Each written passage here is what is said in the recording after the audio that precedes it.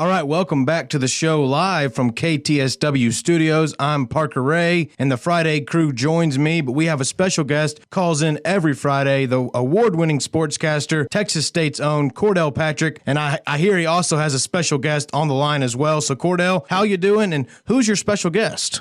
Well, first of all, I have to mention about last week. I just want to let everyone, I'm getting a lot of phone calls and everything about my Kansas Jayhawks. If you re-rack the show from last week, I never picked Kansas to win. Never did. You're right. You can listen back to the air checks. That checks out. You knew Villanova was going to be tough. You were just being a good supporter of your team. Being a great supporter of Kansas. I grew up 15 minutes from campus just supporting my Jayhawks. Now, I said that they would make it to the Final Four. You never heard me say they're going to win another game after that. You were actually very honest about that, Cordell. I'm glad you brought that up. Now that we fact-checked that, let's move on to this week. Once again, welcome to the Sports Line. Richard Francis Dennis Berry III, a.k.a. Rick Berry. Hey, Rick, how's it going? Thanks for joining us. Yeah, Cordell, happy to do it. Yeah, I was disappointed that the Jayhawks couldn't get it done. Of course, my son Scooter on the 88 Danny and the Miracle team, and so that's the only one I had any connection to this year. Of course, last year I was rooting for Florida with my son Canyon playing on that team, and so unless you have somebody that you're really close to, right, exactly. At least for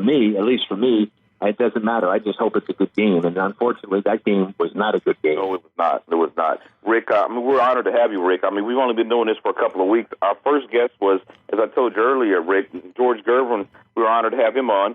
Last week to, celebrate Kansas make to the Final Four, we had Darnell Valentine on, and we followed up with a Rick Berry. Hey, we're on a roll over here at KTSW. We really are. We really are. People there. Iceman is a dear friend of mine. We do some fishing and stuff together, and I'll be seeing George actually this weekend. The ABA is having a 50th anniversary celebration up in Indianapolis that I'm heading up to, and the Iceman will be up there, and so I'm looking forward to seeing him and a lot of other great ABA players. Spencer Haywood will be there, and the Doc is supposed to be there. I'm assuming that that new inductee into the Hall of Fame who will be getting inducted in September, Charlie Scott, will probably wind up being there, and Dan Issel. And supposedly they expect to have like maybe 200 guys who have played or more guys from the ABA that should be there. Yeah, I want to ask this last question before I turn over to Parker. Rick, really? Seriously, Rick? Leading scorer in the NCAA, leading scorer in the ABA, and the NBA. That's just an amazing stat. Well, of course, the ABA is not around anymore. But even just with the NCAA to lead the NCAA in scoring in the NBA, I don't think that'll ever be done again. Well, nobody will do all three of them, that's for sure, since the NBA doesn't exist anymore. So that's a record that'll never be broken. But I always tell people, hey, you take enough shots, you can score. Parker. Yes, sir. Rick, first off, I want to thank you for calling in. I grew up sort of watching your sons play, Brent and John Berry. Both had a little bit of time with the Houston Rockets. I'm a Houston Rockets fan myself. That being said, I kind of wanted to ask you about the, you got to play in the ABA, you got to play in the NBA.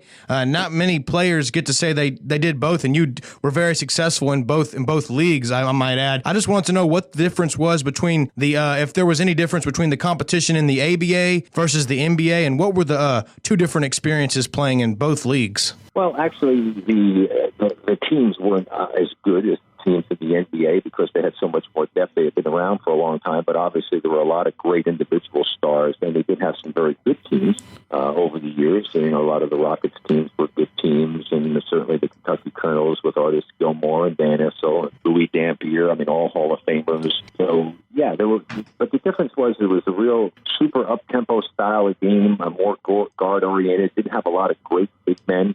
Other than guys like Issel and Gilmore, there weren't a whole bunch of those guys around. And that was back in the days when the NBA had some of the greatest centers ever, when they actually had the center on the All-Star ballot, because they had centers like Will Chamberlain and Nate Thurman and Bill Russell, Walt Bellamy. It was a totally different, Kareem Abdul-Jabbar came along later. But now it's changed. A lot of times you watch NBA games, you don't even have a center on the court. So it was a different world. But it was really very much more of an up-tempo type of a game, guard-oriented, perimeter-oriented. Of course, the three-point shot really changed everything. And the NBA eventually adopted that. You can see what it's doing to the game. Look at what the Warriors are able to do. They've got three great three-point shooters who can drive and also shoot free throws well. How do you defend that? You really can't. You cannot defend that team.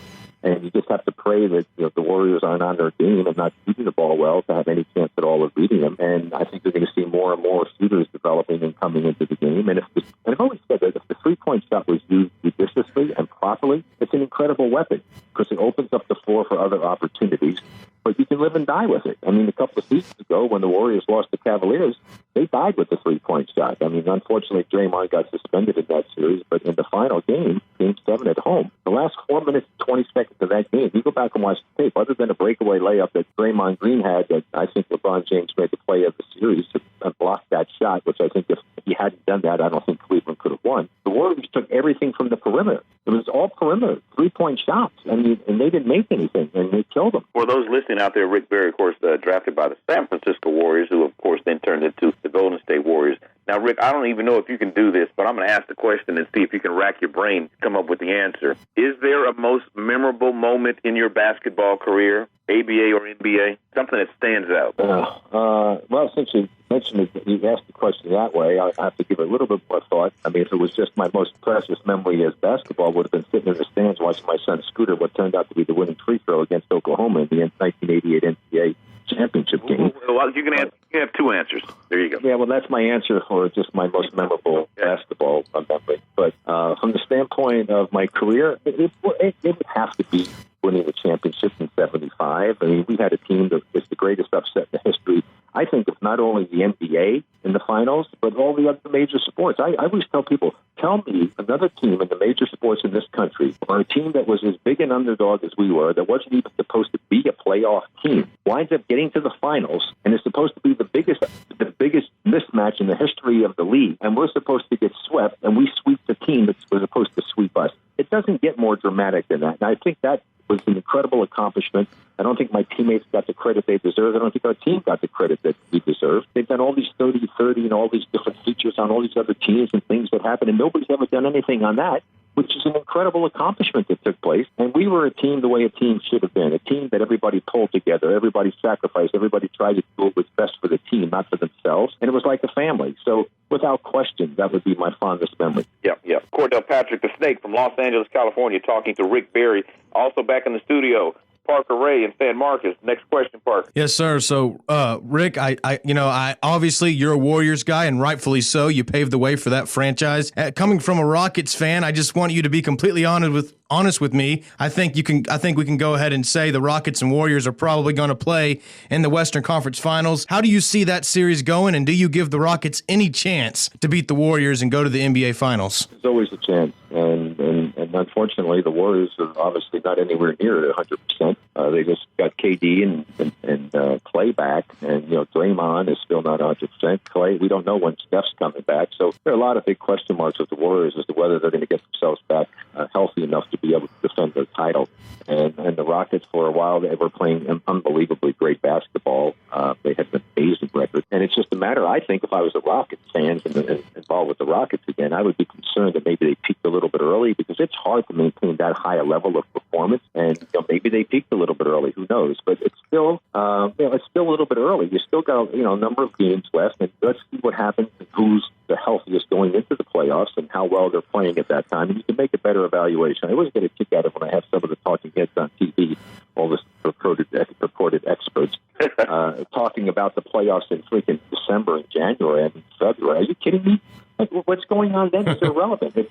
That's crazy. That's like, anybody can take a guess to say what might happen, but it doesn't have any relevance until you get down to the mid part of April, and then you can take the true evaluation. So it's going to be fun to see what happens, but it's wide open right now. And look at what happened. All of a sudden Boston's probably out of the equation with Kyrie going out. Mm-hmm. So all of a sudden there's a team that was supposed to be fighting with Cleveland along with the Toronto team. Anything other than those two teams, well, those three, now probably only two, probably Cleveland or Toronto. If anybody other than those two winds up winning in the East, that would be a shocker. And in the West now, the Warriors are hurting, so we don't know what's going to happen to them. Certainly you put the Rockets up there at the top the way that they've been playing.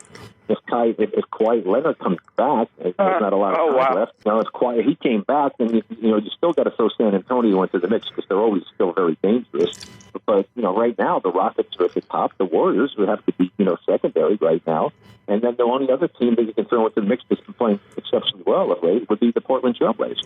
Mm-hmm. Well, KTSW is located in Spur Country, Rick, if you didn't know that. So. Well, I have a lot of respect for the Spurs and what Greg's done down there and RC. And, of course, my son Brent had the good fortunate of being on 2 championship teams playing for the Spurs. I've always respected what they've done, and I think teams have kind of copied them. I mean, the Warriors basically are playing the kind of basketball that the Spurs have played for years. Got to give a lot of credit to Pop because, most people, if you evaluate it, Pop changed his coaching style. When all of a sudden you started getting these athletes, you got a Kawhi Leonard. In fact, my son Brent even said, "Wow, would I love to be playing for the Spurs even now?" Because back when he played, they didn't run like they do now. They didn't push it. They didn't get down the floor and shoot those threes. And Brent would have flourished in that type of a game. Right. And he played well and did exceptionally well under the other style because he knows how to play. But in the style that the Spurs were playing when Kawhi was there, wow, that would have been really fun for him playing that.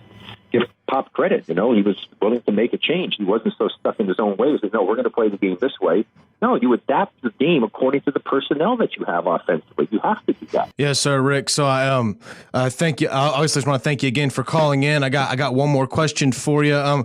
Listening to hearing Brent Barry and John Barry, but watching them play on different teams, they both kind of had stints with the Rockets as well. How cool is it to have your son, have both your sons play in the league and fulfill their dreams of being NBA players? You got to do it, and now to watch your kids do it, that's got to be an amazing feeling as a father. Well, yeah, I sometimes shake my head in astonishment. I mean, I was hoping that one of my boys might be good enough to play basketball. Well, I've had 5 boys. All 5 have gotten Division I college scholarships. All 5 have played professionally. My son Scooter should have been in the NBA. Larry Bird and McHale told me the year he came out, "Rick, your son deserved to be on our team. He was better than our number 1 pick." Unfortunately, back then they only had 12-man rosters, and they had 13 no-cut contracts, so he wound up playing overseas, and he played overseas until he was 40 years old. Wow. In fact, he still plays on the Olympic club team that plays around the country. They've won some national championships. He still can dunk, and he's 51 years old. Yeah. So, I mean, but he was a good player as well, and my son Canyon's playing overseas. Hopefully he's still going to get a chance to come back there and play. I think he has the ability to play in the NBA if given the chance. He's putting up,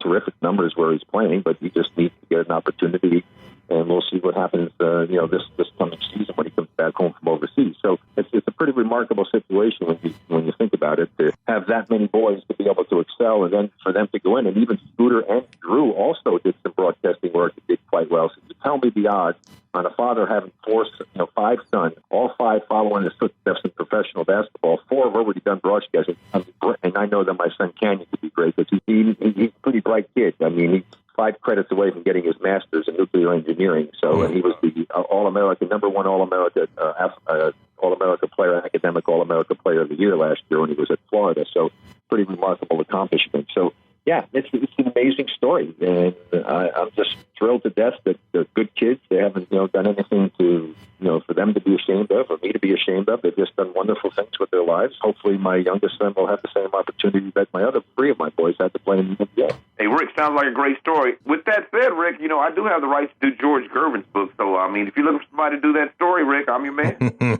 Well, I already have somebody talking. I'm already working on doing the book, and I got somebody actually working on doing something with regard to a documentary. But I don't understand. Like I say, I mean, the documentary that should have been done years ago should have been the 1975 championship Golden State Warriors team. Mm. That's a story that should have been told eons ago, especially when I see some of the stories that they have of other teams that didn't accomplish anything near what we did.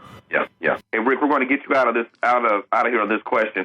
It's got to be got to close out on the Kansas question, of course. I mean, I got a guy with Kansas connection. Talk about that 1988 Danny and the Miracles team. I mean, they were dead in the water at one point. Talk about that ride, Rick, as you were riding along the last month of the season to watch the Jayhawks do what they did with Danny and the Miracles. Well, it was pretty incredible. I think they still have the record for the most losses of any team to win the NCAA championship, if I'm not mistaken. I don't know if anybody's ever beaten that record. They had double-digit losses, so that in and of itself is a heck of an accomplishment. But I know what they had gone through, and they never quit. It was incredible to watch my son to be a part of that. And in fact, I joked with him because in the game leading up to the Final Four, they played K-State, and he had a heck of a game coming off the bench. In fact, one of the headlines was, Kansas takes a scooter to the Final Four. And all the publicity that he got, I said, son, do you understand, just in that one game that you played and what you accomplished, you probably got more publicity than I got my entire collegiate career, and maybe a whole part of my pro career, because of the way that they have technology today with, with the internet, with ESPN and everything else. I said, that was a great thing. I was so proud of him to be able to have him play that way. And then, of course, he made what turned out to be the winning free throw. And I actually used that in the entry to some of my speeches when I go. And it talks about, and it's got Brent Musburger on there doing the color comment, doing the commentary, the play-by-play. and they have a close-up shot of me in the stands with a dear friend of mine watching the game and talking about, one of the son of one of the greatest free throw shooters, blah, blah, blah. And they got me in the stands, and then he makes that free throw, and I jump up out of my seat and give a big old fist pump, and that's how I end my introduction. And then so it's pretty cool. So I treasure that. So you get more enjoyment out of watching, because like now I watch my son. I'll watch again. He played last night over in the Czech Republic, and so I get to watch the game that's streamed for later, and it's such a joy to be able to sit and watch him. I'm just hoping that he continues his career from selfish reasons, not only for him to do well and have a chance to use his potential, but for me to be able to watch a lot more games, because I just love when I get the chance to watch my son play. Well, Richard Francis Dennis Berry III, a.k.a. Rick Berry, once again, we want to take the opportunity from KTSW Radio with Sam Marcus to thank you for joining us on the program. I have to say one last thing. I have to tell you guys, Houston, Texas, it's the burial ground of the Barrys. You tell me, that's another great trivia question. What's the one city and one franchise in professional sports where a father and two sons all finished their career? Hey, well, yep, Houston, that's right. That's right. What are the odds on that? That's pretty cool. Rick, a lot of great information you fed us today. Once again, thanks, Rick. All right, Cordell, good to Parker. Take care, guys. God bless you. Thank you. All right, Parker, that does it for me this week. I don't know what I'll have for you next week, Parker, but, I'll have something for you. All right, Cordell, thanks for calling in, and I'll talk to you later, man. All right, take care, guys. All right, and that was Cordell Patrick on the line. When we come back, we'll have Gabe Schrade, former Texas State Bobcat tight end and team captain, calling in just a moment after these quick breaks. You're listening to Bobcat Radio on KTSW. Sam Marcus.